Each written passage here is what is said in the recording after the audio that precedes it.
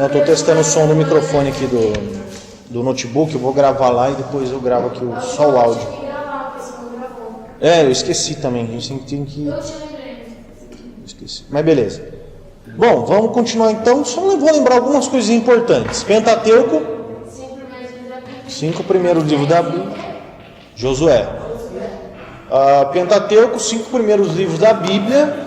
Gênesis, Êxodo, Levíticos, Números, Deuteronômio. Depois a gente tem os livros históricos, que vai vir Josué, Juízes, Samuel, Crônicas, Reis, Ruth, Esther, Jó. Depois a gente tem alguns poéticos, Salmos, Cantares. E o livro de Jó também é considerado um livro poético, viu? Na verdade, o livro de Jó é um livro poético, não é um livro histórico, não. Salmos, Cantares e... esqueci o outro, mas beleza. Temos os profetas. Fala um profeta maior aí. João. Tá sabendo legal. Um profeta maior. Isaías. Não, esse aí é um profeta menor. Isaías, Jeremias, Ezequiel e Daniel, profetas maiores. O resto, Sofonias, Malaquias, Oséias, Naum, Ageu, Abacuque, Malaquias, falei já, e outros. Baruque, tem um livro de Baruque, sabia? Baruque foi um personagem, ele é intermediário com a Bíblia, mas ele não é um livro canônico. O que é canônico? Não importa agora, depois eu falo sobre isso. Eu queria ter mais tempo na próxima aula, mas vamos ver. Depois disso a gente termina o Velho Testamento em Malaquias, um dos textos muito conhecidos de Malaquias. Trazei todos os dias uma casa do tesouro para guiar o mandamento da minha casa, não sei o que. Vocês estão me roubando? O que a gente rouba? Rouba no dízimo quando não traz Malaquias 3. E então nós entramos no Novo Testamento. Vamos a um detalhe muito importante. Do livro de Malaquias, que é o último livro do Velho Testamento, até o livro de Mateus, que é o primeiro evangelho, nós temos, ou melhor, até João Batista, do livro de Malaquias até João Batista, são aproximadamente 400 anos. Em que não teve um profeta em Israel. Deus não falou nada. Então termina o livro de Malaquias e a gente tem um período que a gente chama aí o período de silêncio de Deus. Porém, não é um silêncio de Deus. Porque tudo o que aconteceu durante esses 400 anos aconteceu justamente para colaborar com a vinda de Jesus. Pode perguntar.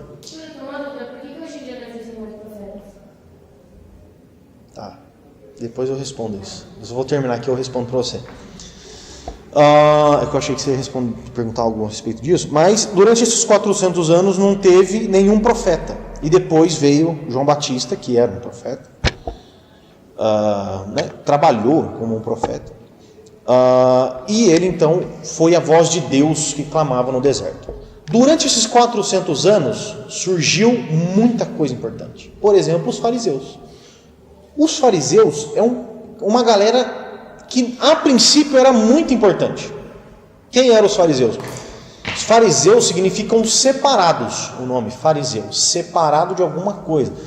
Os fariseus foram o seguinte: quando o povo de Israel foi levado, você lembra, né? O povo de Israel desobedeceu a Deus, foi exilado, cativo pela Babilônia e pela Síria, e depois eles voltaram para Jerusalém, para Israel, enfim. Quando eles voltaram, uma galera falou assim: vamos voltar do jeito que era os fariseus. A gente não vai se misturar culturalmente, religiosamente, vamos continuar, como a gente fala hoje, conservador. Os fariseus eram uma galera conservadora. Não, nós vamos conservar a lei tudo à risca. Então eles nasceram com um bom princípio. Com o passar do tempo, eles foram se corrompendo. O movimento não foi tão bom. Foi durante esse tempo que os fariseus nasceram, durante esses 400 anos.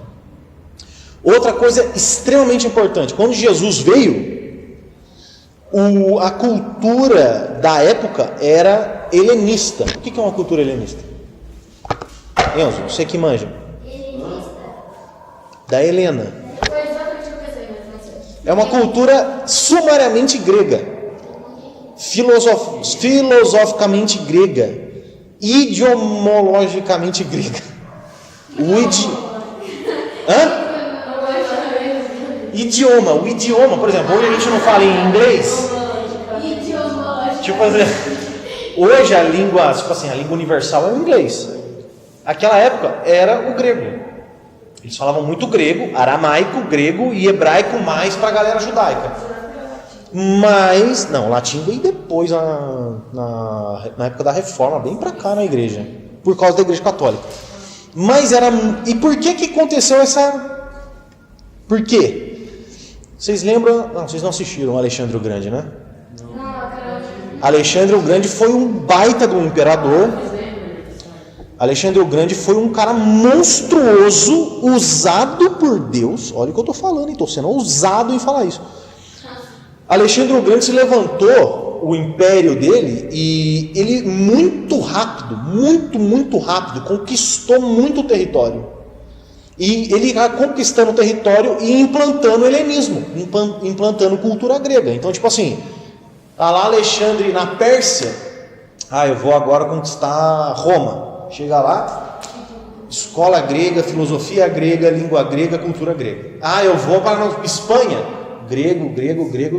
Então, e foi muito rápido. E por que isso foi importante para a vinda de Jesus? E durante esse tempo que a gente tem de espaço de 400 anos? Porque quando Jesus veio, todo mundo falava o quê? Grego. Então Jesus ia se comunicar com um judeu, fala grego.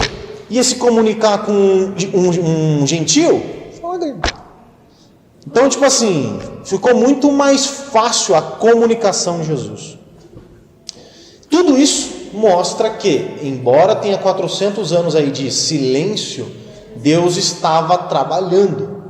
Tá? Levantou o Império Romano também, outras histórias. Silêncio de Deus, né? É uma lacuna que a gente tem onde não tem texto inspirado e texto escrito.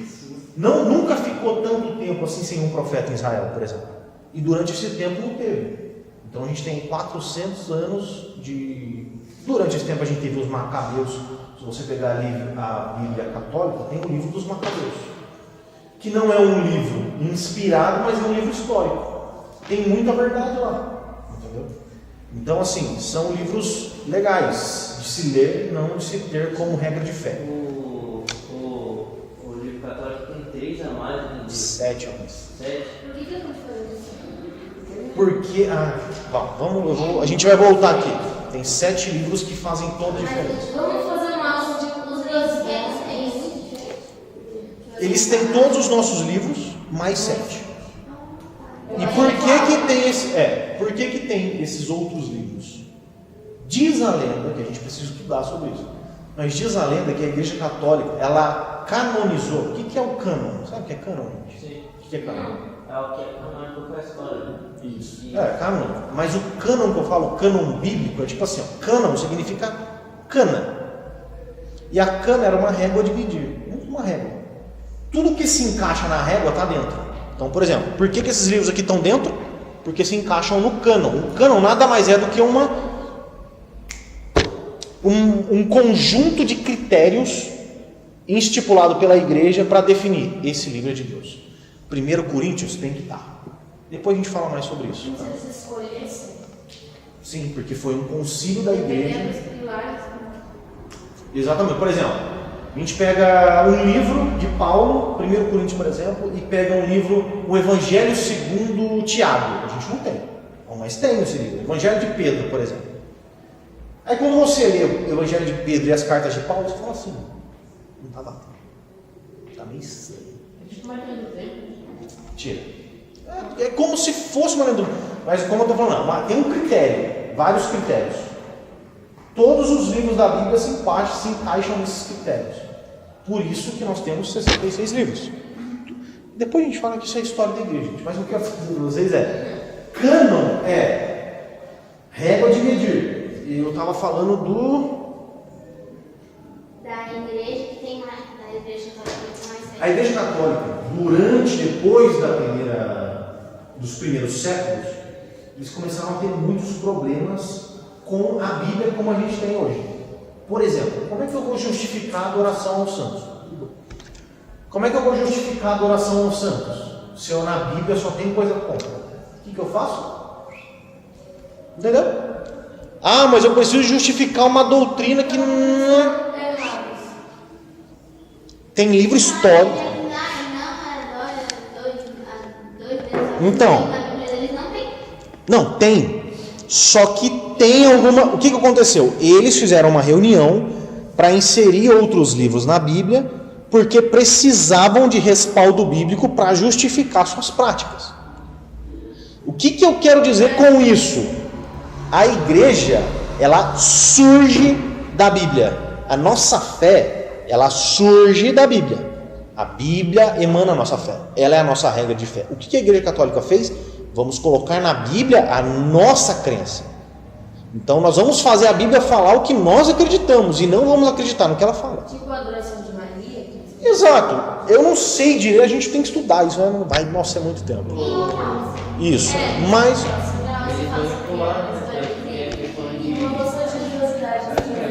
Marcos é irmão de Jesus, né?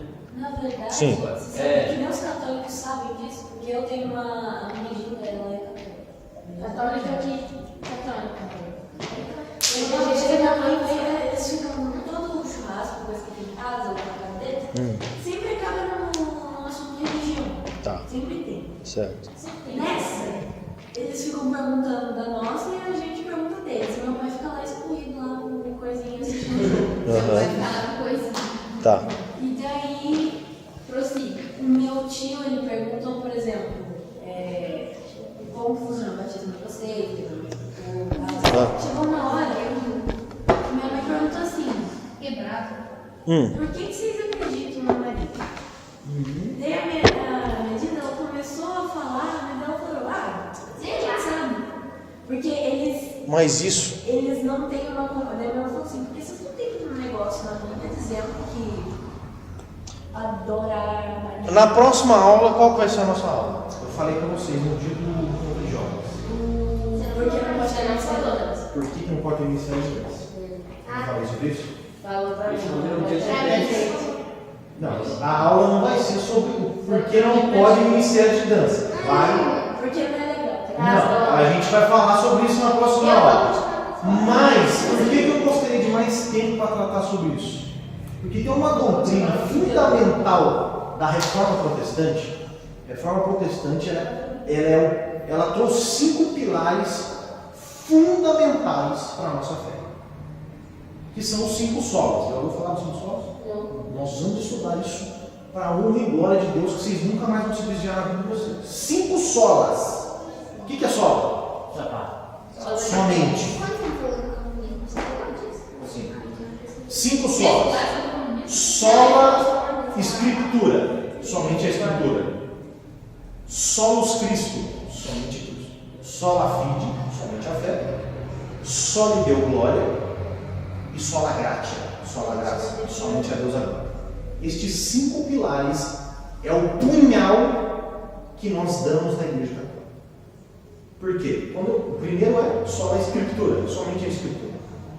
Por que a Igreja Católica faz o que ela faz? Porque eles não adotaram só a Escritura. Eles são Escritura e tradição da Igreja. E às vezes, ou a maioria das vezes, a tradição da Igreja sobrepõe a Bíblia. Por exemplo, como é que você justifica o Papa com a Bíblia? Não tem como. Por que tem o Papa? Concílios, reuniões e tradição da Igreja. A tradição da Igreja sobrepõe a Bíblia. Então é por isso que... Por que adora Maria? Tradição da Igreja. Mas a Bíblia não fala para adorar. Não, mas é a tradição da Igreja. Quando Martinho Lutero veio... Ele veio... Martinho Lutero não, mas a Reforma Protestante, né? Martinho Lutero não catagolou esses 5 solas. Os 5 solas é o grito da Reforma Protestante. Somente a Escritura é a nossa regra de fé. A glória é somente a Deus. Nós não damos glórias a nenhum outro Deus. A salvação é somente pela fé, é somente pela graça e é somente em Cristo. Isso daqui, qualquer religião ou fé que se baseie nesses 5 pilares, provavelmente é uma igreja que a gente pode confiar. Provavelmente. Por exemplo, os adventistas, eles acreditam nisso. Aí tem umas paradas que eles sabem que eu acredito que vai ter muito adventista no céu.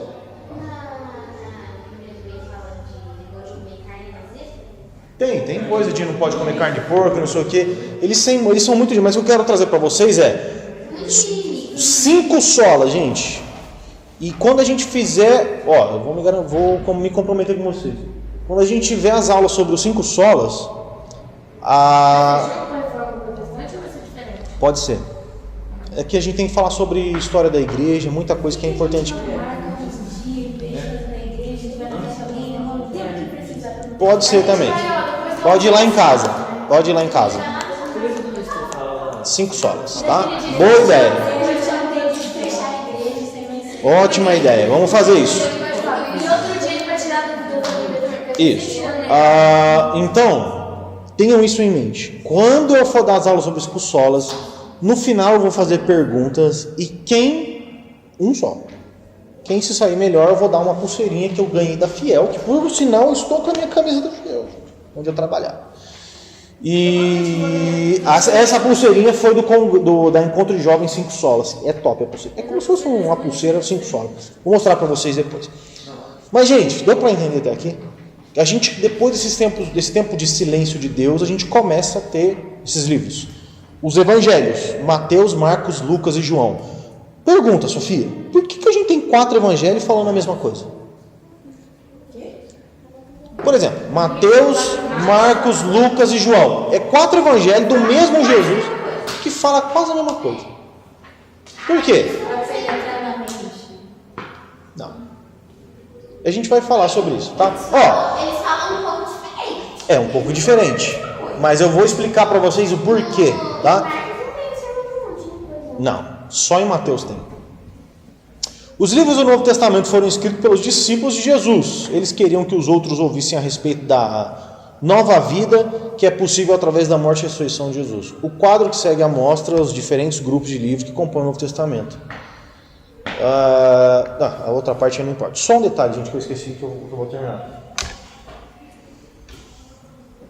Por que eu comentei da aula que vem sobre a questão da dança e do sola escritura? O sola escritura é fundamental para a gente retirar as nossas doutrinas. Por que a minha doutrina é: eu venho no culto e adoro a Deus, eu tenho fé, eu faço boas obras? Doutrina, a ceia, por exemplo, batismo. Porque eu tiro da Bíblia. A questão é, o sola escritura, mais uma vez, é o punhal na barriga do ministério de dança. Por quê? O ministério não existe isso. Então, a gente vai... Aí a minha intenção é mostrar para vocês o que é o sola escritura, mostrar para vocês os argumentos de quem fala a favor de dança, ou a favor de teatro, ou a favor de qualquer arte no culto, e depois a minha refutação, para vocês entenderem. Não. Mas depois a gente vai falar sobre isso. Vamos continuar aqui, ó. Evangelhos: João, Marcos, Mateus e Lucas. São 4 evangelhos que falam quase a mesma coisa. Você está conseguindo ver aqui? Tá? Deixa eu afastar isso daqui. Falam quase a mesma coisa. História. Nós temos um livro histórico, que é o livro de Atos. O livro de Atos conta o início da igreja primitiva. As cartas paulinas, que são o principal grupo de doutrina que a gente tem, são as cartas de Paulo. As cartas gerais, ou a gente poderia falar de cartas pastorais, né? Tem também as cartas pastorais que eu esqueci de pesquisar aqui, mas é o Emerson que fez isso aí. A gente tem Hebreus, Tiago, Pedro, 2 Pedro, 1, 2 e 3 João e Judas, que não é o Judas que traiu Jesus, é o Judas outro, e o profético, que é o Apocalipse de João, que... Então, esse Apocalipse geralmente traz essa sensação. É uma mensagem... Depois a gente fala. Mas da hora ler, cara. Mas não é nada, é que assim, geralmente se tem uma... Nossa, eu lembro quando eu estava na escola, um amigo meu falou assim, você sabia que quem leu Apocalipse fica louco? Você acredita que isso é louco, já, filho? Vamos lá, vão anotando aí, se vocês quiserem, vão anotando. Os evangelhos. Mateus. Este evangelho cita muitos textos do Velho Testamento. Ele se destinava primordialmente ao público judeu. Olha só, atenção.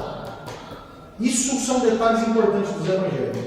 O evangelho de Mateus ele se destinava principalmente para os judeus. E é por isso que você vai encontrar mais conteúdo voltado aos judeus do que, por exemplo, aos gentios, aos gregos. Então, por exemplo, quando você olha o Sermão do Monte, o Sermão do Monte é uma empunhalada nos fariseus, que eram o quê? Beleza? Para o qual apresentava Jesus como Messias. Isso também é um detalhe importante. Além de ser para os judeus estavam presos pelo Império Romano. Sabe? Esses Roma vieram ali. Pô, a gente tem que pagar tributo para os caras. Mano, tem que vir logo esse quem? O Messias.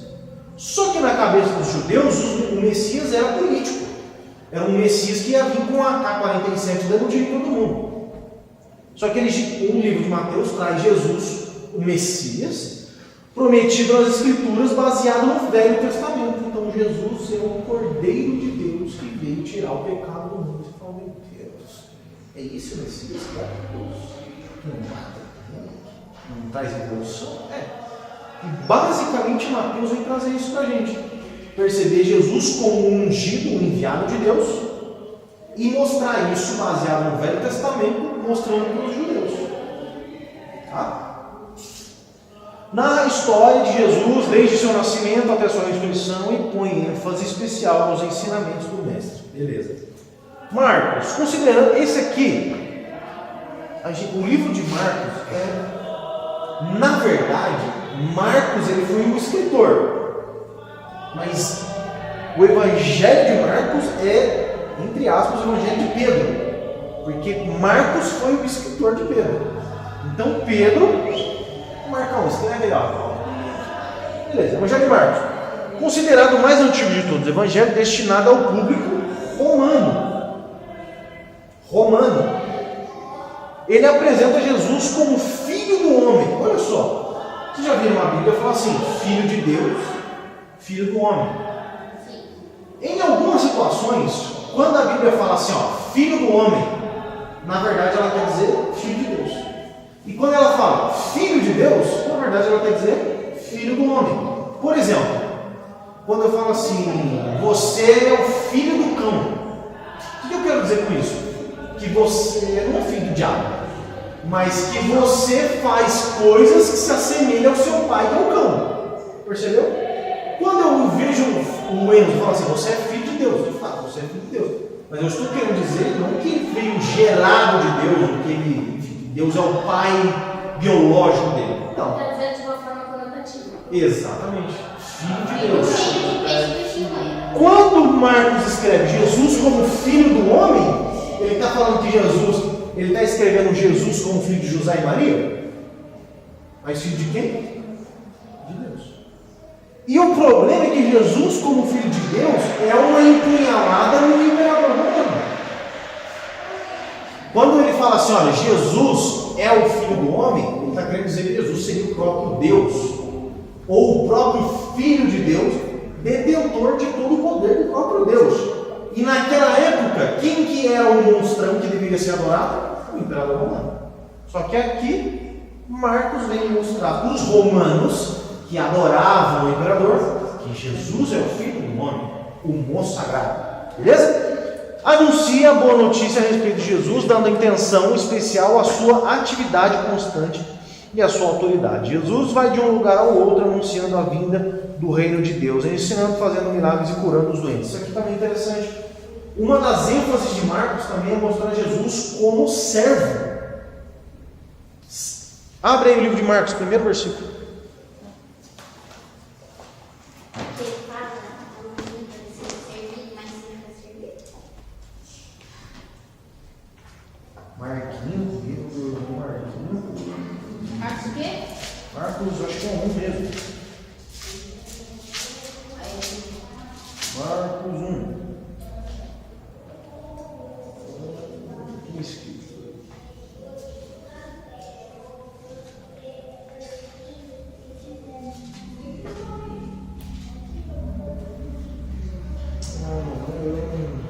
Tem um texto do livro de Marcos, depois eu posso falar. Eu na atividade. Mas tem um texto áureo, digamos assim, o texto de ouro do livro de Marcos é justamente isso aí que o Mano falou. Que ele não veio para ser servido, mas veio para servir. E o fato de. Não, mas o Evangelho também se fala sobre isso. A questão é que o livro de Marcos também vem trazer Jesus como um servo de Deus. Um servo. Beleza, vamos para frente. Lucas, Sabe quem era Lucas? Lucas era um médico. Também. Depois o Lucas aqui. Mas Lucas era um médico e é por isso que o livro de Lucas é o livro mais rico em detalhes sobre Jesus. Ele era médico e detalhe, por ele ser médico, ele não viu, por exemplo, Jesus. Ele não andou com Jesus. Ele ficou sabendo de Jesus. E então ele redigiu como Jesus, se ele não estava com Jesus. Ele, por ele ser médico, ele tinha facilidade de escrever. E ele chegou na galera. Você ficou sabendo de Jesus, né? Você viu ele. Conta a história dele também. Foi assim, ele foi um jornalista, praticamente. Um entrevistador, por isso ele tem o Evangelho de Deus. Neste Evangelho é enfatizado como a salvação em Jesus está ao alcance de todos, destinada aos gregos, já mudamos, falamos dos romanos, falamos dos judeus e falamos agora dos gregos. Ele apresenta Jesus como Filho de Deus. O evangelista mostra como Jesus estava em contato com as pessoas pobres, com a necessidade, todos mostram isso. Mas a questão é que o livro de Lucas, por ser destinado aos gregos, o que os gregos eram? Pegou assim, cabeçudo. Eles eram inteligentes. Os gregos eram isso aqui, ó. Mano, você precisa me convencer com um argumento muito bom. Platão. Aí o que acontece? Gente, o que eu quero que vocês percebam é, olha só, por que os evangelhos são tão parecidos? A gente tem que ler os quatro. Se a gente lê corrido, é quase a mesma coisa. Quando você lê com essa perspectiva, você vai falar assim: o evangelho de Lucas dá porrada nos gregos, dá porrada o evangelho de Marcos nos romanos, e o evangelho de Mateus dá porrada nos judeus. Então assim, E o João dando frente. e o de João dá porrada meio que de uma forma geral, porque João é o que mais fala de Jesus e o processo de crucificação dele. Mas a questão é, o fato de Lucas ser médico e ter feito esse trabalho jornalístico, esse trabalho minucioso, detalhado, foi para os gregos, porque essa é a exigência dos gregos. Então Lucas escreveu isso e falou: mano, deixa eu escrever o evangelho para os gregos. Toma, otário, toma. É isso, entendeu? João, o evangelho de João, escrito aos crentes pela sua forma, se coloca à parte dos outros três. João organiza sua mensagem enfocando os 7 sinais que apontam para Jesus Cristo, Filho de Deus. Seu estilo literário é reflexivo e cheio de imagens e figuras. João é o que mais fala sobre o processo de crucificação, da traição, etc. Detalhe importante, teologia para vocês: existem os evangelhos sinóticos. O que é sinótico? Sinótico é semelhante. Nós temos 4 evangelhos, 3 são evangelhos sinóticos. Os 3 sinóticos Mateus, Marcos e Lucas. Eles se parecem bastante. O de João tem muita coisa do que os outros 3 falam, mas ele é o mais destoado de todos. Então, o evangelho de João, ele é o mais focado em falar de Jesus, em algumas características importantes a respeito de Jesus, como a crucificação, a traição, a ressurreição, etc. Então, o livro de João. Beleza? Esses são os evangelhos. Ressurreição e crucificação? Sim. Não é de vida, mas o livro de João é mais para esse lado. Ele é o mais melancólico. E detalhe, né? O apóstolo João, o discípulo João, ele era o discípulo mais querido de Jesus. Era o cara que estava no colo de Jesus. E é dele o livro de Apocalipse também, a gente vai falar sobre. Beleza, gente? Esses são os evangelhos. Livros históricos. Hã? João é destinado aqui? João é destinado a um modo geral. Geral, tipo assim, não tem um público específico, entendeu? É aos crentes. É aos crentes, mas seria para todo mundo também. Porque, no caso, a morte de Jesus, a crucificação e tudo mais, Bate em todo mundo. Beleza? Agora a gente tem um livro histórico que é o livro de Atos. O único histórico que a gente tem Ah, aqui. é fácil de lembrar, só Atos. Atos. E Atos é o quê? O que é Atos? Ele atua. Nós atuamos, vós atuais, eles atuam. Atos de atuar. Atos dos apóstolos. Ações dos apóstolos. A história da igreja primitiva. Tá? Atos. E por quem foi escrito esse livro? Por Lucas. Luquinha, moço sagrado. Esse livro foi escrito por Lucas. Para ser um complemento ao seu evangelho. Ele relata eventos da história e da ação da igreja cristã primitiva, mostrando como a fé se propaga no mundo mediterrâneo de então. Então, Lucas, ele é o relator, o escritor do livro de Atos dos Apóstolos. Sabe uma coisa bem legal do livro de Atos dos Apóstolos? Você vai...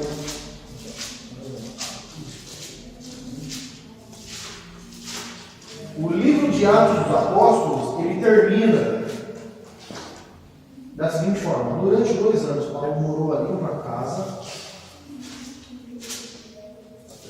Quem morou? O livro de Atos dos Apóstolos, Atos 28 e 30. Durante 2 anos, Paulo morou ali numa casa alugada e recebia todos os que iam vê-lo. Ele anunciava o reino de Deus e ensinava a respeito do Senhor Jesus, falando com toda a coragem e liberdade. Qual que você? 28 e 30. Então, Aí, fala sobre os apóstolos. fala sobre o apóstolo. Só que o detalhe aqui é que não tem amém no final. O livro não acaba. Fala assim, ó, o Paulo estava lá e pegava para todo mundo, show de bola. Ele falou a mim, Praticamente todo. E esse não? Esse não. Por quê? Continuidade da igreja. A impressão que dá é isso. Entendeu? Por exemplo, olha o livro de João, como termina. João fala de Jesus, né? Ainda há muitas outras coisas que Jesus fez. Se todas elas fossem escritas, uma por uma, acho que no mundo inteiro caberiam os livros que seriam escritos. Enfim, acabamos de falar de Jesus. Terminei. mas falou a mim. Não falou amém, mas ele dá uma continuidade. Quando você é a continuidade assim, nossa? Exatamente, o livro de Atos Nossa, é isso. final. O livro de Atos é tipo assim, como se fosse, né, gente? Eu não estou falando que é. Mas a impressão que a gente tem é que, tipo assim, o livro não acabou. Não é que ele não acabou, que continua sendo escrito. Mas a igreja continua ativa. Não acabou o livro de Atos. Entendeu? Embora todos os apóstolos já tenham morrido. E não existe mais apóstolo hoje. Beleza? Gente, Depois eu fico com isso, beleza. Livro de Atos. História da igreja primitiva. Beleza? Esse livro é muito da hora. O texto mais conhecido deste livro é o Atos 2. Fala sobre o dia de Pentecostes, que ele estava na casa e caiu, e falaram em outros idiomas, e ele fala, esse é o livro de Atos dos Apóstolos, beleza? Já acabou? Já. Próximo, Cartas de Paulo, que é onde a gente mais tem que Volta aí. O que é? Isso aqui. Ah, Carta de Paulo. Esse é o livro preferido de todo teólogo, no meu caso, que sou teólogo. Romanos. Esse é o livro que você Já li tanto Romanos. por que tem Romanos e não Espartanos? Porque eu cheguei no Perfeito, inteiro. Não inteiro. O livro de Romanos. Cadê a gente? Vocês não estavam na camiseta que a gente estava na semana passada? Não. Não. Ela estava escrito na camisa de Romanos, escrito Martim Lutero, 1,17, eu acho. Romanos Romanos, nesta importante carta, é o primeiro livro das cartas de Paulo lá que a gente tem, né? Nessa importante carta, Paulo escreveu aos Romanos a doutrina básica, o Evangelho é o poder de Deus para a salvação de todos que aceitam, pois o Evangelho mostra como é que Deus nos aceita. É por meio da fé, do começo ao fim. Lembra que eu falei para vocês? Lembra que eu falei para vocês de Romanos 1,17? Que foi quando Martinho Lutero falou assim: o justo viverá. Por que eu estou aqui me coisando? Não está errado. E esse pensamento, o justo viverá pela fé, foi o estopim para Martinho Lutero falar assim: agora o pau vai quebrar, agora eu vou para cima. Romanos 1,16. Leiam na casa de vocês Romanos 7. Na verdade, o pastor Marcos pegou na quinta-feira passada sobre Romanos 7 mesmo. Romanos 8, Romanos 9 e Romanos 10. Sabe aqui vocês veem, vocês falam: E qual que é a versão que falou justo? 7, 8, 9, 10. Calma, capítulo. 7, 8, 9, 10. Você vai ler na sua casa. Lê.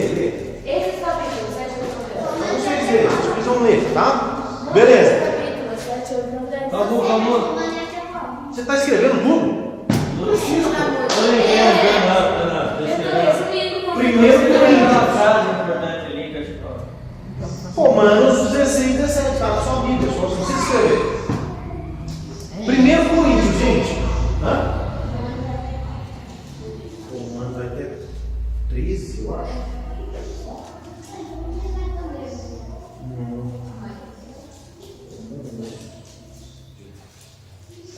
Não, é 16. Viajei que eu pensei no outra coisa. 1 Coríntios.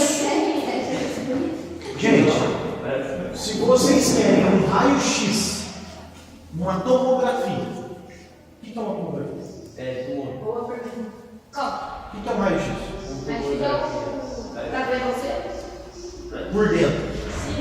Você consegue ver nitidamente como é Tá do lado dele, eu vou falando assim. Ali, o livro de 1 Coríntios é uma tomografia, um raio-x da igreja atual. Se você ler isso daqui, que é o que nós fazemos, vamos a cada 2 sábados lá no grupo de estudo, você vai ver que o livro de 1 Coríntios é uma assim, ó, é você pegar, ler e falar assim: nossa, isso acontece hoje. Por quê? Parece que Paulo está lá na igreja. Parece que Paulo tá no meio dos adolescentes. Ai, meu Deus. Peraí. Divisão na igreja? Imoralidade sexual? Puxa, Santa Ceia toda desregulada? Puxa, isso aqui. Paulo está falando. Confusão sobre os dons espirituais? É nego profetizando, é nego rodando, é nego pendurando no ventilador, é nego mortal atrás. Eu não sei se de dom, porque minha amiga ela veio falando assim, ela vai pra casa comigo, eu já recebi meu dom. A gente precisa falar mais sobre isso também. Não Não é assim, tá falando em língua. Exato. Profecia, línguas, revelação.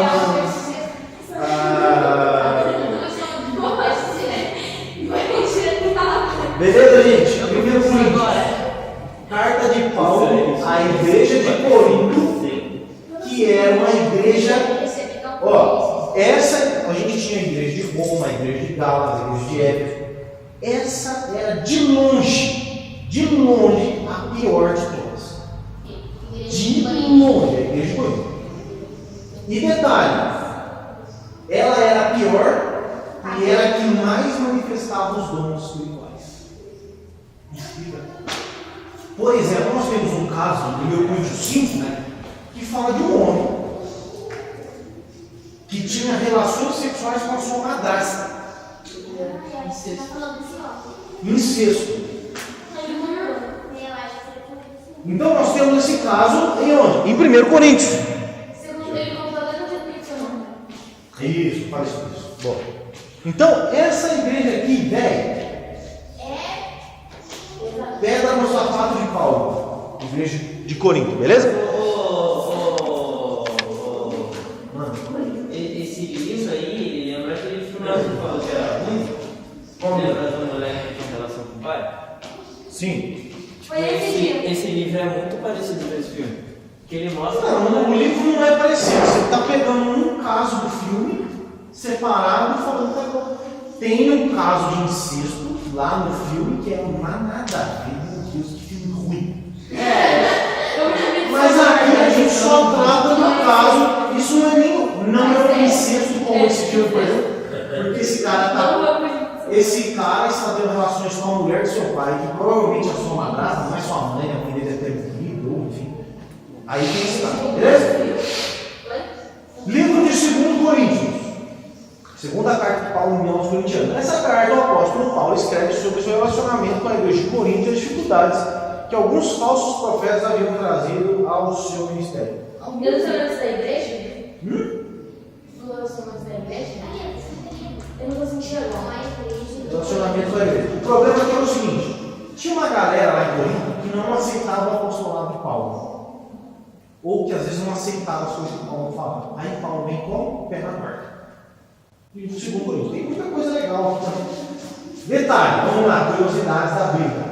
O livro de 1 Coríntios, na verdade, é o livro de 2 Coríntios. O livro de 2 Coríntios, na verdade, é o livro de 3 Coríntios. O livro de 1 Coríntios foi se perdido. E o livro de 4 Coríntios também pode ser gente não aceita perdido. Quando Paulo escreveu, nós temos 1 Coríntios. Na verdade, 1 Coríntios é uma segunda carta que Paulo mandou para a igreja de Corinto. Ele já tinha mandado uma antes, só que a gente não teve contato, não sei o que aconteceu, ou até teve, porém não entrou no cano. Ou seja, não é relevante para o cano da igreja. Exato. Mas normalmente se perdeu. História. A gente tem relatos, então, no próprio livro de 1 Coríntios, de que Paulo fala assim: ó, aquela outra carta que eu mandei para você.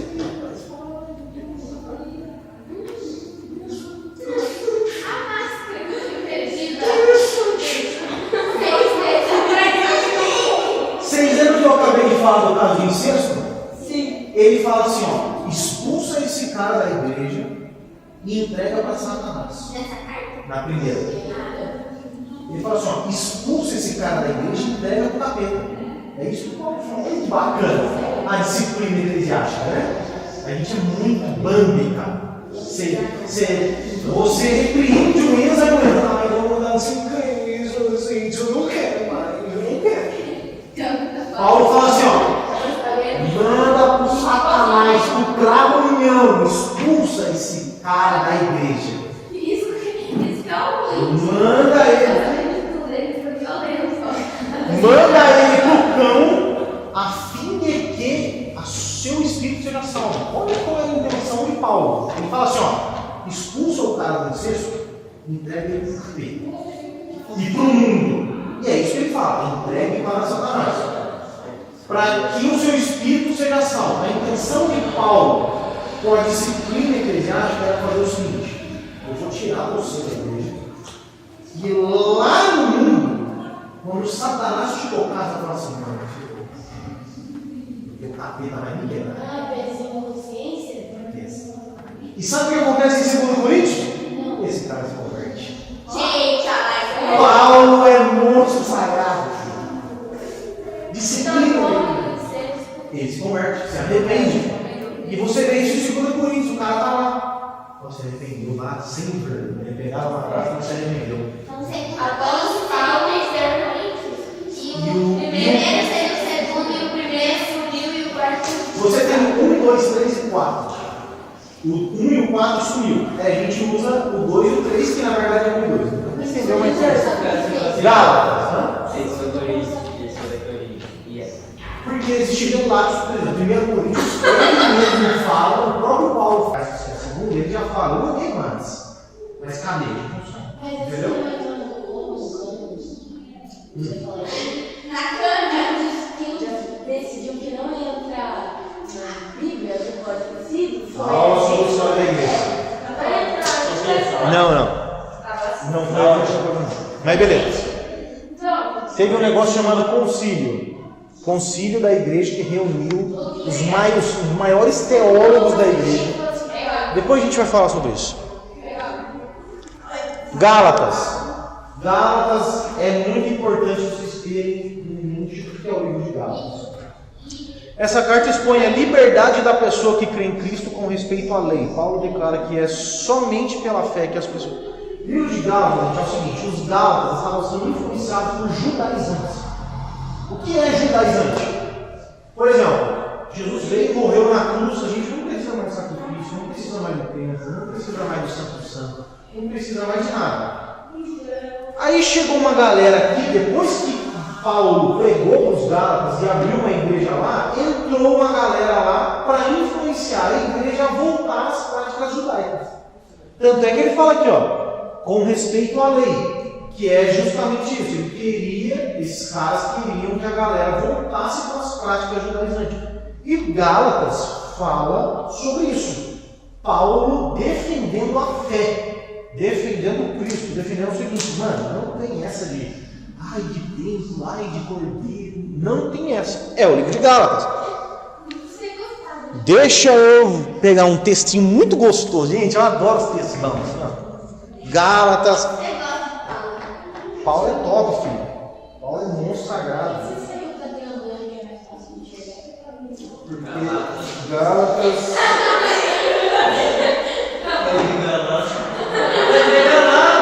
Olha só.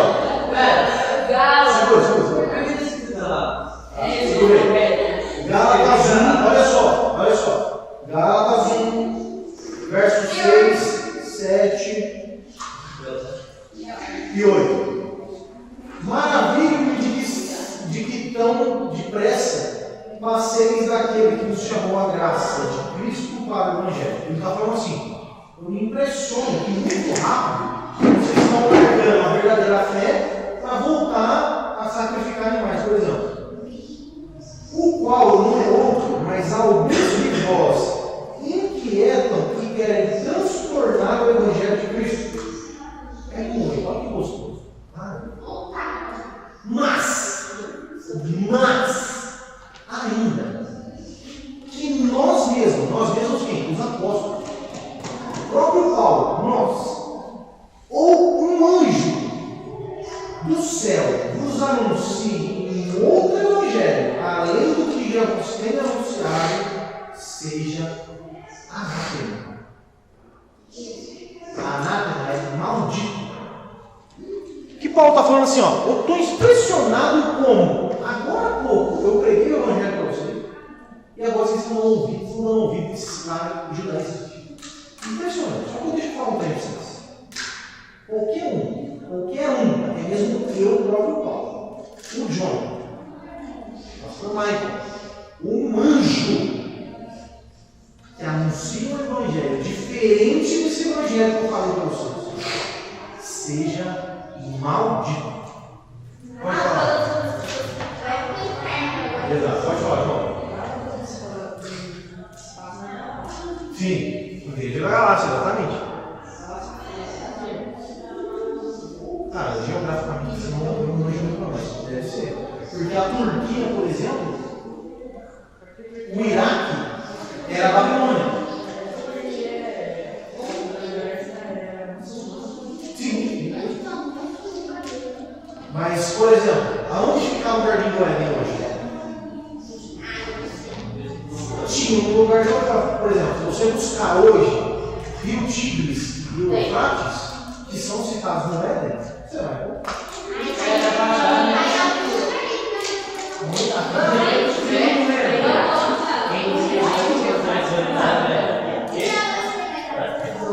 Você acha que o Éden era onde? No espaço? Era no multiverso? Pode ser na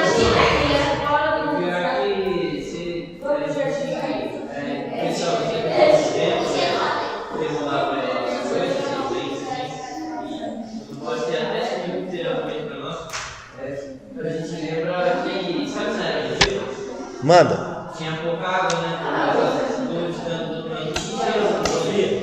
E você vê que tem um monte de terra assim embaixo da água, assim, e só são meio que assim, tá ligado? Só que elas interviram um monte de lugar, assim. Dava pra facilitar Tempo. até a Europa. Sim. Vocês sabem o que é Pangeia, né? E quando que aconteceu a Pangeia? Vocês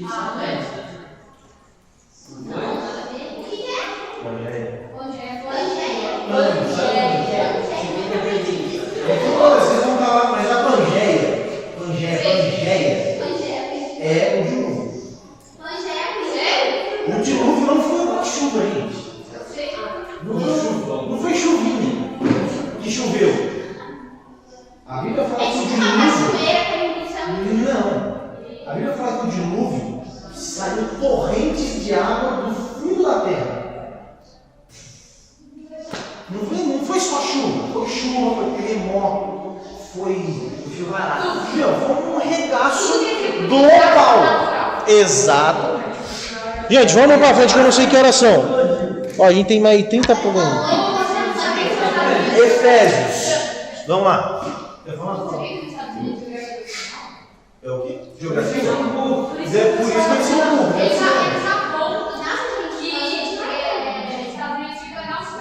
Não, eles são burraços. Mas na Espanha você Eles se importam só com a geografia e passam Vamos lá, gente, segura. Efésios. O tema central da carta de Efésios é o propósito eterno de Deus. Jesus Cristo é a cabeça da igreja que é formada a partir de muitas nações e raças. Oi? Jesus Cristo é a cabeça. Cabeça da igreja. Ele fala, Jesus é o cabeça da igreja, assim como o marido é o cabeça da mulher. E Deus é o cabeça de Jesus. A gente viu isso, não viu? Exato. A gente leu da cabeça, eu pedi o mas é essa palavra, cabeça? Jesus é o cabeça da igreja e Deus é o cabeça de Jesus. Vamos. Será que. Não, essas coisas. Será que a mula sem cabeça? Não. Ela não tem cabeça? Porque ela tem articulação da Porque ela não é de Deus. Era né? padre. E o padre não podia dela sem cabeça.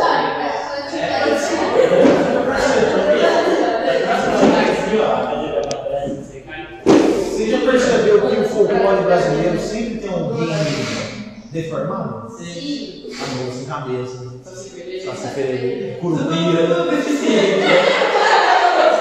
o Lula não tem dedo, o Bolsonaro não tem cérebro.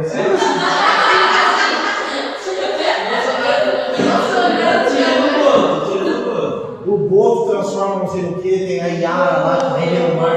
Não tem um Drácula, não é o Drácula. É um lobisomem. Filipenses.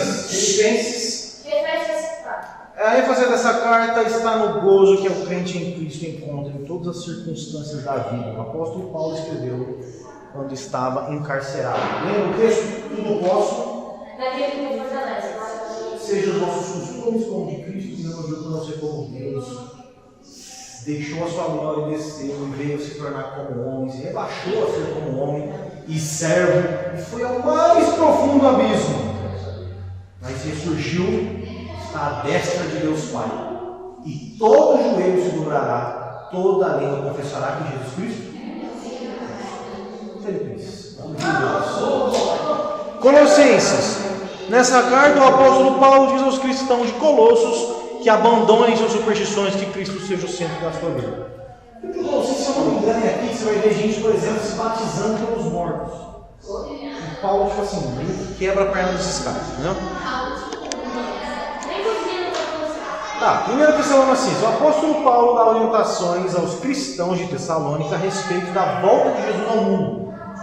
Esse texto é bem legal, o livro de Tessalonicenses é legal porque ele fala muito sobre isso. A volta de Jesus, o corpo que vai se transformar, etc. O processo, na verdade, de transformação da terra. Nossa, calma aí, deixa eu dar um resumaço aqui. Você tá onde? Eu tava aqui, deu um tempo assim, ó. Calma.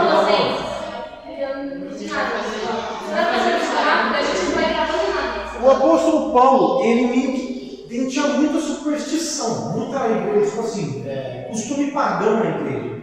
Por exemplo, como eu falei, que eu me lembro, eu tenho que ler tudo isso. Batismo pelos mortos. É uma das doutrinas que Paulo conta, e tinha uma galera que batizando pelos mortos. Do que foi? Batismo vicário. O quê? Batismo que eu não entendi. Caramba, só muito De batismo pelos mortos? Sabe Sabe o que é um sacrifício vicário, gente? Como eu disse, Jesus fez um sacrifício vicário. É um sacrifício substitutivo.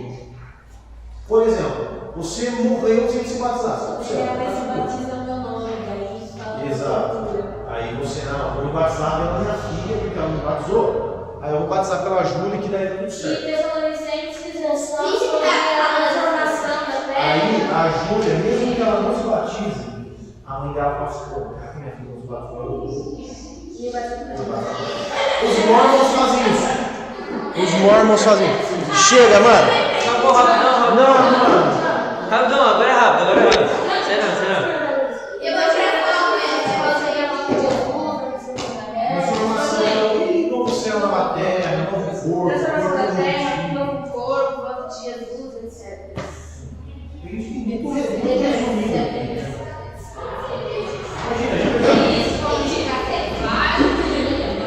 Deu? Então vai.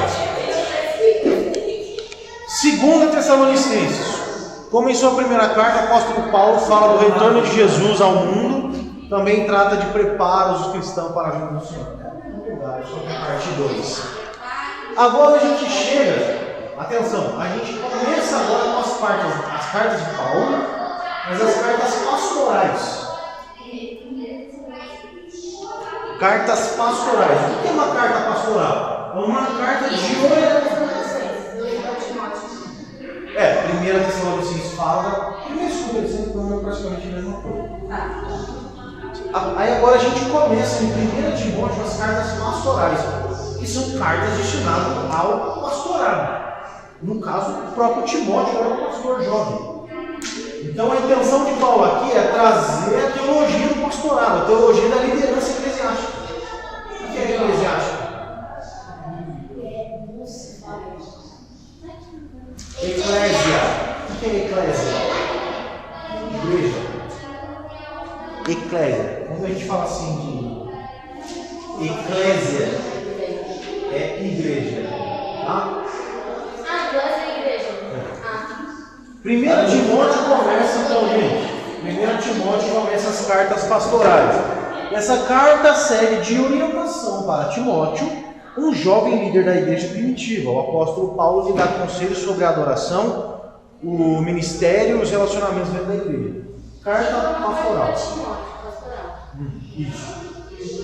Todo pastor, por exemplo, o Michael, principalmente o Michael, ele tem que dominar isso aqui.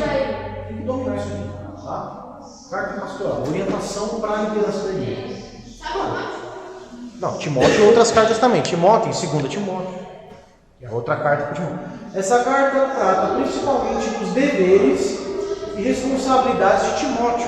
Então, o dever e responsabilidade do pastor. Paulo sente que sua vida está chegando ao fim. Por isso, com carinho e dedicação, ele dá conselhos a Timóteo e aos seus companheiros de trabalho para que sejam fortes na fé e continuem sendo fiéis soldados de Cristo. Para Timóteo,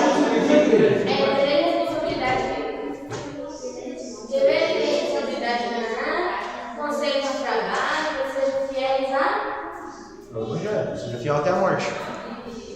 Continue sendo soldados de Cristo. 2 Timóteo, se eu não me engano, é lá que está escrito os deveres, aliás, as exigências de um pastor. O pastor tem que ser mulher. Tem que ser mulher. Heresia, não vai dar, cara. O pastor tem que ser homem de uma só mulher. O pastor ele tem que não ser dado ao vinho, ele tem que ser um bom administrador da sua casa, ele tem que ser respeitado pelos filhos. Paulo sente que a vida dele está chegando. Entendeu? Nossa, mas Paulo é Paulo não pegou? Paulo é o maior teólogo que a gente tem na Bíblia. Paulo é um monstro. E por que Paulo era assim? Paulo foi formado aos pés de Gamaliel. Gamaliel era na antiga, nós tínhamos tutores. Por exemplo, o tutor de Alexandre o Grande era Platão. Era Platão ou era Sócrates? Ou era Aristóteles? Não lembro, era um dos dois. O que era o tutor? A família tinha dinheiro e contratava alguém para que fosse o filho. Então, Paulo, no caso, o tutor dele foi Gamaliel. Isso, um educador. E Gamaliel era um cara monstruoso, um cara muito inteligente, um cara muito conhecido. E ele que instruiu Paulo, tanto quando jovem, e depois Paulo, ele era um fariseu, por exemplo. Ele manjava muito da lei. Você pegava o Velho Testamento para Paulo, decorou aquilo. Então ele manjava por isso, por essa formação dele, provavelmente é porque ele mais escreve. Você pegar Pedro, por exemplo, Pedro era pescador. Então Pedro não tinha tanta informação facultativa, cognitiva. Olha, ele pudesse também, que Deus ia inspirar ele, ia ajudar ele a fazer isso. Mas no caso de Paulo, ele tem essa facilidade de escrever, de ser monstro, porque ele manjava demais da lei.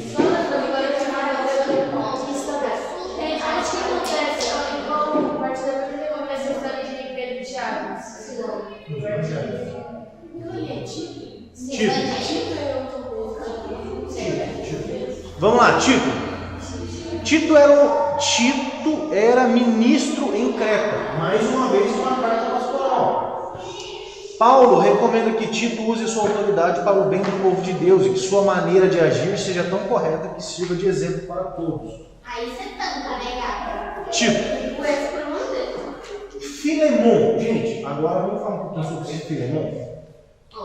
Filemon é o livro mais curto da Bíblia, tem um capítulo só. O pastor Michael já pregou Filemon aqui uma vez. Vocês não lembram? Vou contar para vocês a história. Anota aí rapidão, para você falar que eu vou trocar uma ideia com vocês, porque isso vai servir para vocês. Exatamente, filé mignon.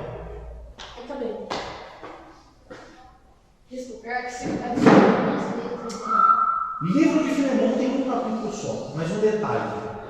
Eu vou contar a história para vocês de Filemon, rapidão, e depois eu abro a oportunidade para vocês me falarem o que vocês entenderam por entre as linhas da história. Filemon era um patrãozão, um cara monstro. Ele tinha uns bens ali, um negócio. E ele tinha um servo chamado Onésimo. Onésimo, ele provavelmente roubou Filemon e fugiu. Roubou e vazou fora. E era o servo de Filemon. Esse Onésimo, ele é pego e preso. E ele vai para o cárcere. E Paulo, que estava do outro lado do universo, também foi pego, foi preso no mesmo cárcere de Onésimo, que era o servo de Filemon. O que acontece? Paulo, dentro da cadeia, começa a pregar o evangelho para Onésimo. E provavelmente ali Onésimo fala: mano, sabe quem que eu conheço que era meu servo? Que eu era servo? Filemon. Aí Paulo, mentira. Filemon? Pô, Filemon é uma palavra. Você tá tirando mentira. Não acredito, cara. É verdade. É verdade. É verdade. Filemon era o meu patrão, cara. Só que eu roubei ele, fugi, fui pego, estou preso aqui. E agora você pegou o evangelho para mim, cara. Como é que Deus me fez? Mais ou menos isso é a história, tá? Aí Paulo fala assim: não é isso que fez? Então vamos fazer o seguinte: como ele é meu amigo, como eu o conheço, eu tenho ele como um irmão, eu tenho o Filemon como um brother mesmo. você vai voltar para ele. Só que antes de você voltar, quando você chegar lá, você vai entregar uma carta minha. Beleza? Beleza. Aí Paulo escreve uma carta. Filemão, Onésimo, tá ligado? Onésimo. Ah, tô ligado. Então, ele foi preso. E eu também. E a gente, coincidentemente, Deus-incidentemente, Jesus Cristo incidentemente, nós somos presos no mesmo cárcere. E eu preguei o Evangelho e ele se arrependeu dos seus pecados, se converteu dos seus caminhos. E agora eu estou mandando ele de volta para você. E toda a dívida que ele tem, bota na minha conta. E tudo que ele tiver que ter, bota e põe na minha conta. Ele está falando assim, ó, eu boto a minha mão no fogo por Onésimo, aquele que te roubou. Eu boto a minha mão no fogo por ele. E ele, Onésimo, volta para o seu patrão, Filemão, e provavelmente ele permanece sendo os dois juntos ali, patrão e servo. Entenderam a história? Agora, me expliquem. Deus pagou. Parabéns, Não, né? Parabéns, Manu. Fala, gente, todos comigo. Parabéns, Manu. Beleza? 1, 2, 3. Parabéns, Manu. A história de Filemão, o livro de Filemão, é um resumo do Evangelho. Nós tínhamos, vamos pegar a do Éden, Adão e Eva. Eles eram filhos de Deus, cara. Top, show de bola, maravilha. Mas eles pecaram. E foram se afastando de Deus cada vez mais. Foram cativos pelo pecado. Só que Jesus, ele também se cativou por nós, veio na terra essa desgraça.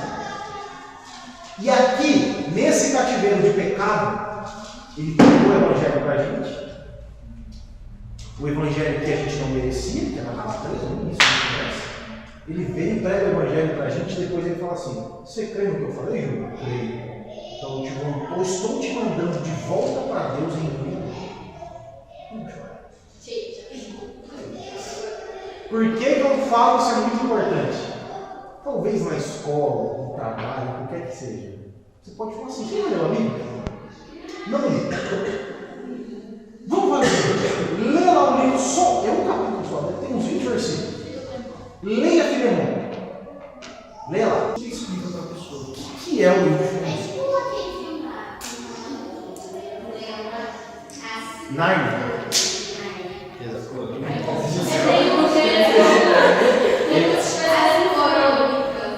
A Bíblia ela tem um negócio chamado tipo e antítipo. O tipo é tipo assim, ó. Abraão, lembra da história de Abraão, que ele vai lá no monte e sacrifica seu filho? Vai sacrificar seu filho? Aquilo é um tipo do sacrifício de Deus e Jesus. Então você vê ali, nossa, só que no caso de Deus, Jesus foi sacrificado. O próprio Deus matou o seu filho. Tá? Então você vê, é um tipo, é uma sombra que se concretiza em Jesus. Serviria. Hebreus, isso aqui é importante, que é mais ou menos a mesma coisa de Gálatas. O que era Gálatas mesmo? Livro de Gálatas. Na escola ou no texto ali? Gálatas.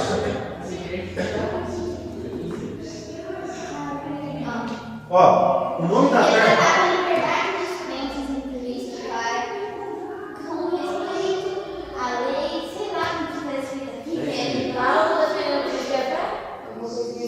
Mas o detalhe importante que era os judaizantes, vocês não notaram. Eu acabei de falar aqui, todo aquele que apresentar o evangelho novo, que não seja isso que eu falei, ainda que seja um anjo, ainda que seja eu, que seja nada. O que é?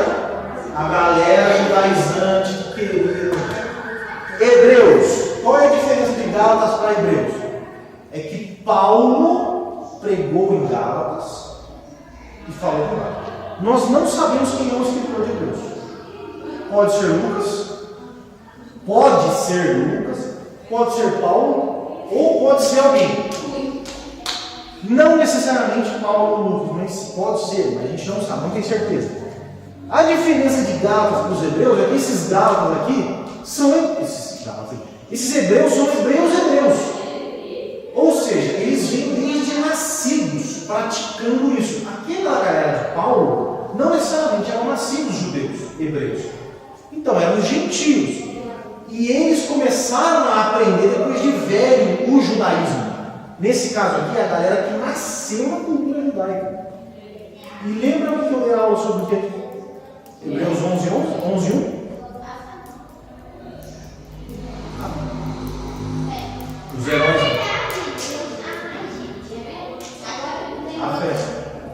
A fé é fundamental para os hebreus. E por quê? Lembra que eu falei para vocês? Eles estavam querendo voltar às antigas práticas. Templo, sacrifício. Ai, é tudo mais legal, sentir o cheiro. Você é apalpado, você comia, top. A fé é o firme fundamento das coisas que a gente não vê. E a certeza das coisas. Não, a fé é o firme fundamento das coisas que se esperam e a certeza das coisas que a gente não vê. Hebreus 11:1. Beleza? Então, ó, essa carta foi escrita para os cristãos que eram judeus de nascença e por isso chamada de hebreus. Eles estavam sendo perseguidos e corriam o risco de abandonar sua fé cristã para voltar à prática da religião dos seus antepassados. Beleza? Tiago, essa é a carta de Tiago. Tiago trata de assuntos práticos da vida cristã. Ele fala sobre a riqueza, pobreza, tentação, preconceito, falar, o agir, criticar, o orgulho, a humildade. Ele fala assim, ó. Mais difícil é não falar do que falar. Seja tardio ao irar-se. Aliás, é isso, eu não lembro. Eu sou top. Eu não lembro ainda. Mas deixa eu falar uma coisa bem legal pra vocês. Eu acabei de falar do Martinho Lutero. Sabia que Martinho Lutero rasgou o livro do Tiago? Rasgou o livro do Tiago. E por que ele rasgou? O livro do Tiago fala assim, ó. Eu mostrarei para você a minha fé com as obras. Na cabeça de Martinho Lutero, ele acreditava que Tiago estava falando que a fé vem pelas obras, e a salvação pelas obras. Mas não. O que Tiago está falando é tipo assim, ó, se você tem fé, as suas obras vão evidenciar a sua fé, não que elas vão te salvar. Mas como Lutero, a princípio, não fosse isso. Exato. Martinho Lutero leu. Sai fora, acabou. Mas depois ele sentaram e falou assim: não, a casa aqui eu mosquei.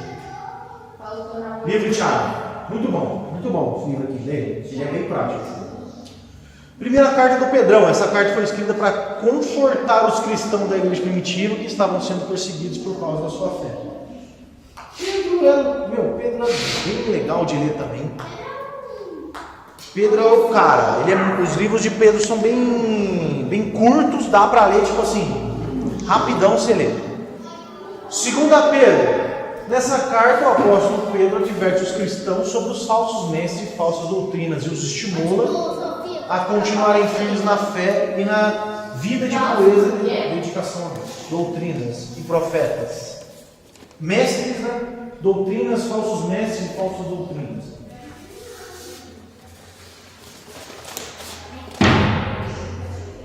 Livro de 1 João.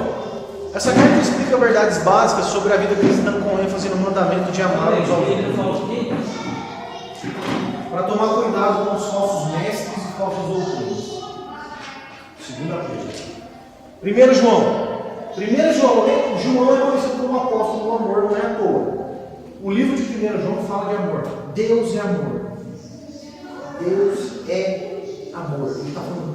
A essência ativa de Deus é amor. E importa que uns amem os outros. Aquele que diz não amar o seu irmão, não ama a Deus. E fala que ama a Deus e não ama o irmão, então não tem como. Tá? Segunda carta de João. Essa carta é dirigida aos membros de outra igreja, os quais o autor conhece bem. Ele pede aos leitores que amem uns aos outros e que tomem cuidado com certas doutrinas falsas que estão sendo espalhadas pelo mundo. Gente, deixa eu trazer. Isso. Mas deixa eu só trazer aqui, ó, 3 João e Judas. Em contraste com sua segunda carta, ele fala da necessidade de receber os que pregam a Cristo. Legal. Judas, rapidão.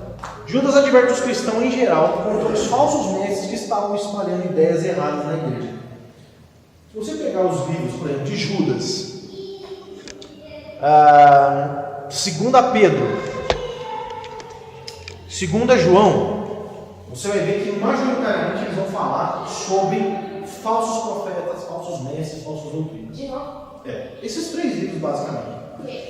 E um detalhe. Não. Segunda Não, primeiro, Pedro, 2 João e terceiro. e Judas. Principalmente Judas, tá? E então, terceiro João o quê? 3 João aqui, ó. Ele é um contraste com a segunda carta que ele pede a necessidade de receber os irmãos. De hospitalidade com os irmãos da fé, que às vezes são coisas, enfim, tá? Deixa eu falar sobre Judas e os outros que eu falei aí. A Bíblia fala de disciplina eclesiástica. O que é disciplina eclesiástica? Acabei de falar o que é eclesiástica. Disciplina eclesiástica. Disciplina na igreja. Existem processos de diferentes situações de disciplina na igreja. Mas existe um processo, uma situação na igreja, que se você vai pegar, por exemplo, o livro de Judas, ele fala assim, ó, não anda junto, não cumprimenta, não come, passa de longe, não ajuda. Que são quem? Os falsos mestres. A ideia do texto é tipo assim, não tenha contato com esses caras. No caso de 2 João aqui, que a gente viu, de 2 João, ele vai tratar com um negocinho, uma galera chamada gnósticos. Já ouviu falar? Gnósticos. Ou agnosticismo. O gnóstico, ele era majoritariamente uma doutrina grega que pregava a sabedoria e a transcendência do corpo a distinção, a descolação do corpo físico com o não físico, que seria a alma e o espírito. Deixa eu explicar. Os gnósticos achavam, por exemplo, que Jesus ele não poderia ter encarnado porque o corpo é matéria ruim. E não é possível uma divindade santa habitar um corpo porque o corpo é ruim. E isso estava sendo pregado na época de João. E sem contar a questão da sabedoria também. Não, tem que ter sabedoria, tem que ter filosofia, tem que ter conhecimento, blá blá blá blá. E João prega contra esses caras, contra os gnósticos. E no livro de Judas, que é também bem pequeno, uma vez o Radson pregou sobre o livro de Judas aqui, é o seguinte: pastor vagabundo, sem vergonha, mentiroso, falso profeta, eles precisam ser expostos. Um dos papéis fundamentais de um pastor de igreja, o pastor Michael, é pregar a verdade e contra a mentira. É expor a mentira. É extremamente importante. Eu, que ensino vocês, o Everson, o João, o pastor Michael, etc.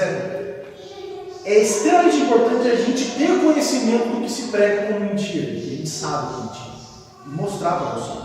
É papel do pastor. Mostrar isso é mentira, isso é errado, isso é heresia. O que esses caras fazem é isso, mas não só isso.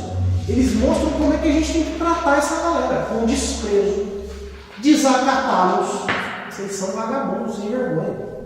Se isso se converter, vocês vão para o inferno.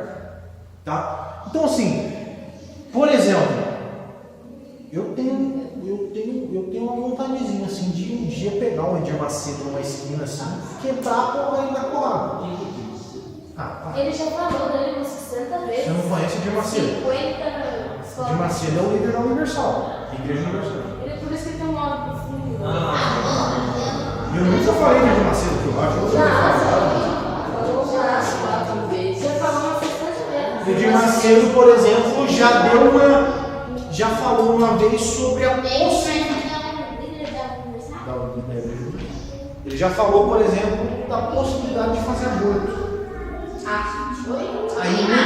Aí numa dessa, eu tô num culto desse, eu subo e dou uma voadora no peito dele. Hã? Não. Ele comprou a emissora do Silvio Santos.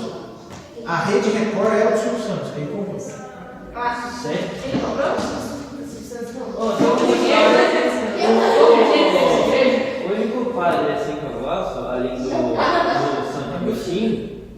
É monstro, né, mano? Sagrado. Coisou Platão, né, mano? Aprendi Não tá hoje. vestindo monstro. Santo mesmo? Ah, Ele é musculosão, cara. É estranho, mas... Cara, mano, Fábio de Melo, meu, é o padre mais ridículo que tem na face da terra. Ah, mano, nossa. meu, padre que posta foto no Instagram com filtrinho de cachorro. Você é padre? Ô Fábio de Melo, filtrinho de cachorro? Filtrinho, sabe aquele filtrinho de chorando? Vira homem, você é padre, irmão. Padre bom é o padre Paulo Ricardo. O padre Paulo Ricardo chega aqui, ó. Ele entra aqui. Só a igreja católica salva e os protestantes vão tudo pro inferno. Se não se arrepender. Acabou, filho. Padre, mas primeiro. Eu vou mandar essa aula inteira. Uma moça. Padre, sabe uma mesmo? Uma moça. Manda, por favor. Beira o viadismo pra mim. Beira vai colar. Ó, pastor Paulo Ricardo, pastor Augusto, pastor não, padre Paulo Ricardo, padre Augusto não sei o que, um neguinho lá, e tem um outro padre que é bom pra caramba, os caras são bons. E Papa João Paulo II, Papa bom. O Papa chegava e falava assim, ó, não tem salvação fora da igreja católica. Acabou. Papa de verdade. Essa padre, como é que é o nome desse padre? Esse Papa Francisco. Jonathan Augusto. Então tem um monte de Jonathan. O meu é eu. Gente, vamos finalizar o livro de Apocalipse. Esse livro foi escrito para encorajar os cristãos que estavam sendo perseguidos e para afirmá-los na confiança de que Deus cuidará deles, usando os símbolos e visões do Cristo Augusto, que houve no bem Apocalipse é fim. Apocalipse é a cidade do vilão lá da DC. Apocalipse.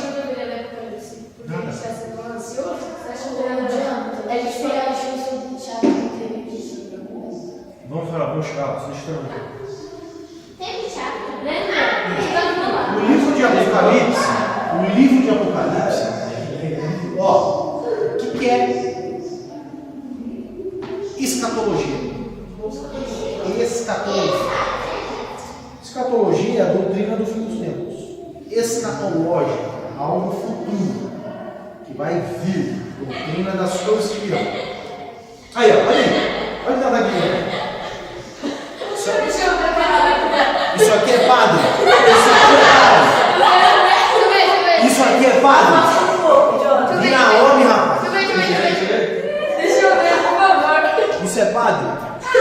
Ah, não é esse cara não. Não é esse cara não. Coelho. Eu tava de coelhinho. Eu tava falando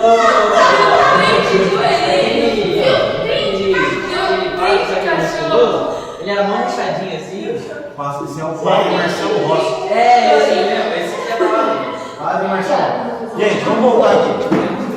Apocalipse. Escatologia, doutrina dos tempos, futuro. O nome, né, mesmo? Apocalipse, na verdade, ele se chama o livro da revelação. Você pegar a Bíblia em inglês, por exemplo, a Bíblia americana, não está escrito Apocalipse. Está escrito Revelation. É uma música mais ou menos. Revelations, livro das revelações. E deixa eu explicar para vocês o básico do livro de Apocalipse. O livro de Apocalipse tem aproximadamente 22 capítulos. Aproximadamente tem 22 capítulos. O livro de Apocalipse tem um monte de gente que interpreta ele de um monte de gente. Eu interpreto o livro de Apocalipse da forma mais simples que tem, que é a mesma história sendo contada de diferentes modos. Vou explicar. Se você pegar o livro de Apocalipse e começar a ler, você vai ver que vai ter uma primeira parte que vai contar a história da perseguição da igreja, da volta de Jesus e do novo céu e nova terra. A segunda parte do livro é a mesma história, com uma perspectiva diferente. Igreja perseguida, Jesus salva a sua igreja, leva ele para o céu. A terceira parte do livro, que é uma quantidade de capítulos, a mesma história. Igreja perseguida, há 22 capítulos que são divididos em partes. Eu não sei de que capítulo para capítulo da primeira parte, depois é a mesma história sendo contada de maneiras diferentes. No começo você vai ver, por exemplo. Sim.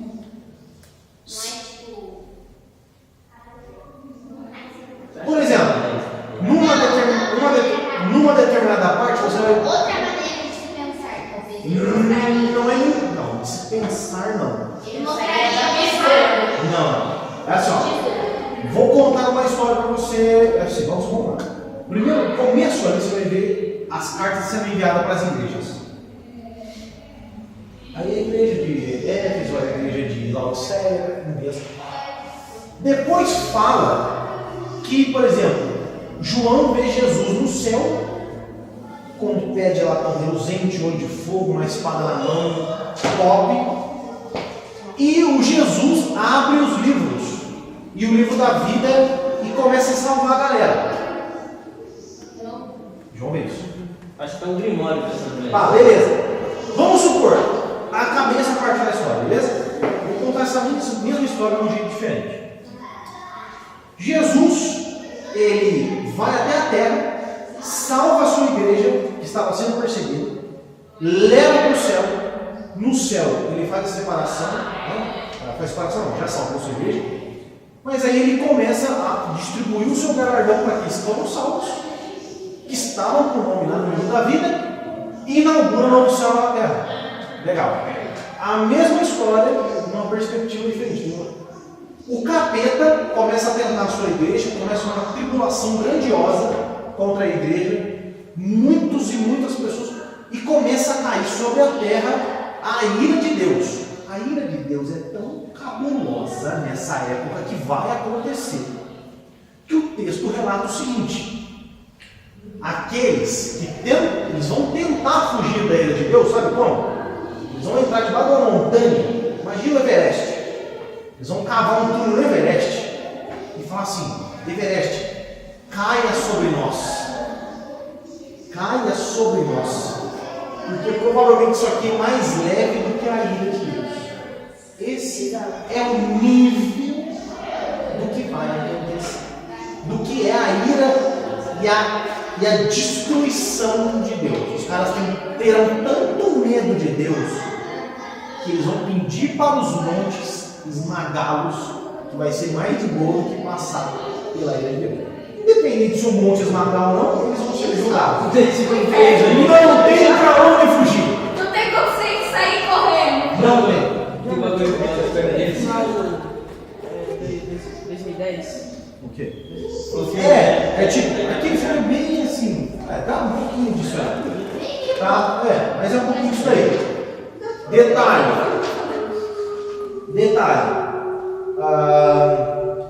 O livro tem muitos símbolos que falam de uma mesma coisa, etc. O que eu quero falar com vocês é a repetição do mesmo evento visto de maneiras diferentes.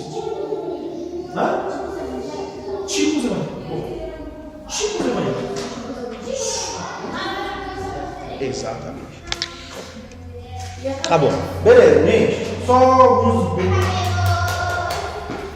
detalhes sobre o livro de Apocalipse.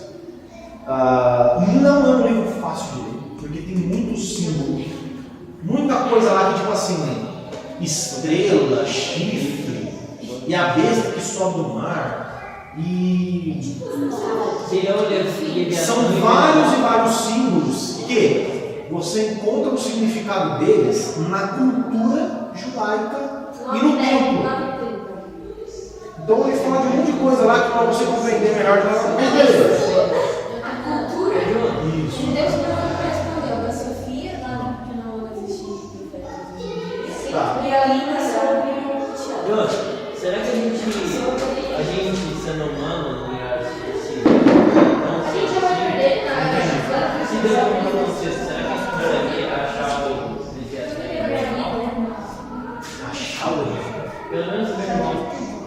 achar eles? Como assim? Achar? Eles são bestas que estão. Leviatã e Behemoth provavelmente eram dinossauros. Vamos falar, isso é outra coisa também que eu tenho que dizer. Os dinossauros conviveram com os humanos. Dinossauros.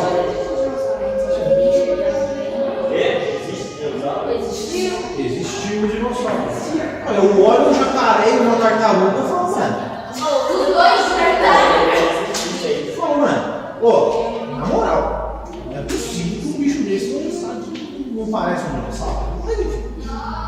Mas o que você fala, no livro de Jó, você pega a descrição que o texto dá desses animais, é coisas absurdas. Você fala assim, mano, a gente não tem hoje no mundo um animal como aquele que é descrito. Tá ligado? Tipo, como sucesso. Você fala assim, não, por isso que eu posso sugerir que isso aqui é um dinossauro. E esse dinossauro estava na época de Jó. Jó convivia com esses animais. Pera, e calma. Os dinossauros conviveram com os humanos. É isso que eu acredito e eu posso depois trazer para vocês um estudo sobre isso. E eles entraram na Arca da Aliança, na Arca de Noé, etc. Na Arca da Aliança. Beleza, vamos lá. Tem que falar a pergunta? Ó, a gente finalizou aqui a visão. Segura aí, mano. Ó, a gente finalizou aqui as coisas da Bíblia, os ritos da Bíblia, um panorama geralzinho. Então, agora vocês têm já todos os livros. Agora vocês precisam de um livro. Estou à disposição para tirar dúvidas sem possível. Enfim. Vamos lá. Pergunta da Sofia. Sofia, qual é? Não. Vamos lá. Nós temos o ofício de profeta. Nós temos uma diferença. Qual são? 9 e 40. Vamos lá, rapidão. Nós temos uma diferença. Era para acabar. Temos uma diferença entre o profeta do Antigo Testamento e do Novo Testamento. O profeta do Antigo Testamento, ele vinha geralmente com uma palavra corretiva de ameaça e ele vinha como uma autoridade do próprio Deus falando, não que os profetas do Novo não sigam, mas ele vinha como tipo assim, ó, Deus está vindo aqui e vai falar. E eles tinham então uma função de alerta. Tá? Os profetas do Novo Testamento, da igreja primitiva, como era, por exemplo, o caso de Paulo, da igreja de Corinto, eles traziam revelações, não mais de punição, mas também poderia ser, mas uma revelação doutrinária. O que isso quer dizer? Eu ouvi falar de Jesus e entendi o que Jesus falou. Eu compreendi. Então eu vou trazer a revelação para você. O entendimento. Ou poderia ser, como no caso de Paulo, Paulo aprendeu um monte de coisa que Jesus não falou. Ou seja, ele recebia a revelação do próprio Deus, falando assim, ó, é assim, assim, assim, assim, assado. Não, mas Jesus não falou nada sobre isso. Eu sei, mas eu estou dando novas coisas para você que Jesus não falou. Então ele servia como um profeta de revelação da palavra de Deus, e não mais como um alerta, embora aquele alerta também fosse a palavra de Deus. Você entendeu mais ou menos? A ideia é que o profeta do Antigo Testamento ele profetizava para frente. Eu falei isso aqui, ó. A minha profecia vai se cumprir lá no cara, beleza? Os daqui, eles profetizam para trás. E tudo vai isso aqui, ó. E o meio é a cruz, é Jesus Cristo. Tá? Então a revelação de Deus ela é progressiva. Ela vai se progredindo conforme o tempo vai passando. E ela vem se revelando cada vez mais claro para a gente com os apóstolos e com Jesus. Beleza? Profeta. Eu só estou explicando para você. Nós temos profeta hoje. Nós temos o ofício de profecia. Que é o quê?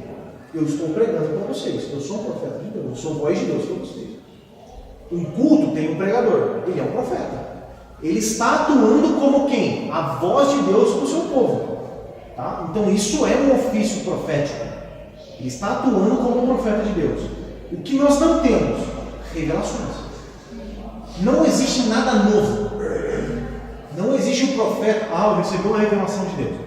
Se não for a Bíblia, não é de Deus. Por quê? Só a Escritura. Porque antes ele tinha Uma vez que nós, lembra uma vez que eu falei assim, nós temos a Bíblia. Se você quiser trazer para mim uma experiência que não está relatada na Bíblia, ou algo que aconteceu na sua vida, eu tive uma visão. A sua visão não está na Bíblia. Você pode falar para mim, eu posso até acreditar. Não quer dizer que eu sou obrigado a acreditar. Agora, se você falar para mim assim, eu entendi e Deus me mostrou que o entendimento, eu entendi que Jesus Cristo é Deus, Jesus é melhor. Isso eu acredito. Porque isso é a Bíblia. Temos profetas como os profetas da igreja primitiva e do Antigo Testamento? Não. Então, existe um ofício profético, que é a pregação e o anúncio do Evangelho.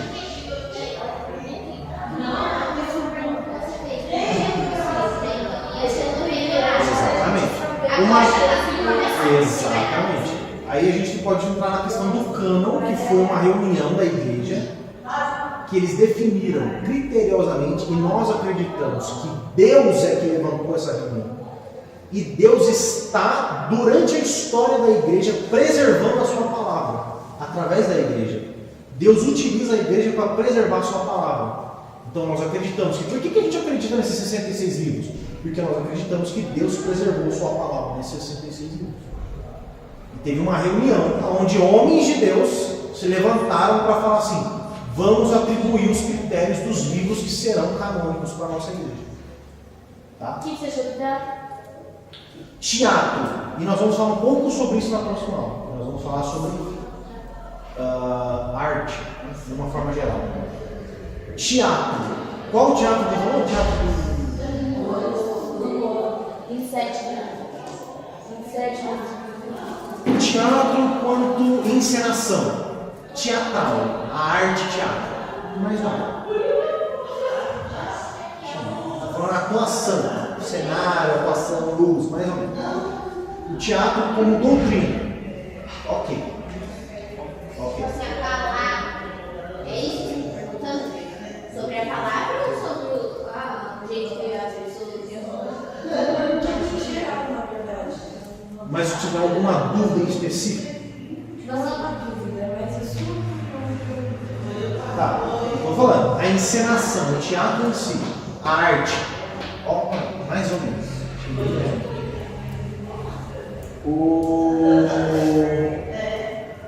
O ensinamento do teatro, ok. Poderia ser melhor, mas ok. Só isso. Não é uma coisa? Acho que só. É o Novo Testamento 7? Beleza?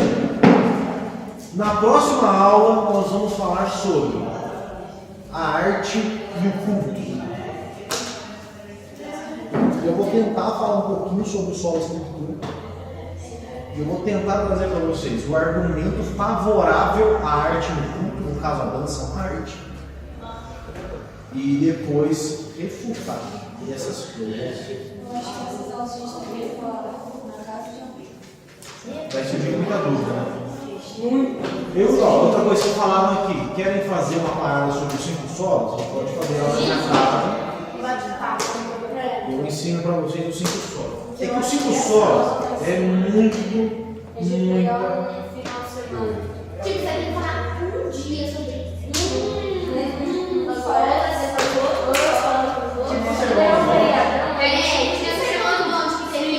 Eu vou fazer aqui para fazer teologia. Ano que com vem. 16. Então, os 5 solas é fundamental para a reforma política. Vamos passar as férias na casa de Jana?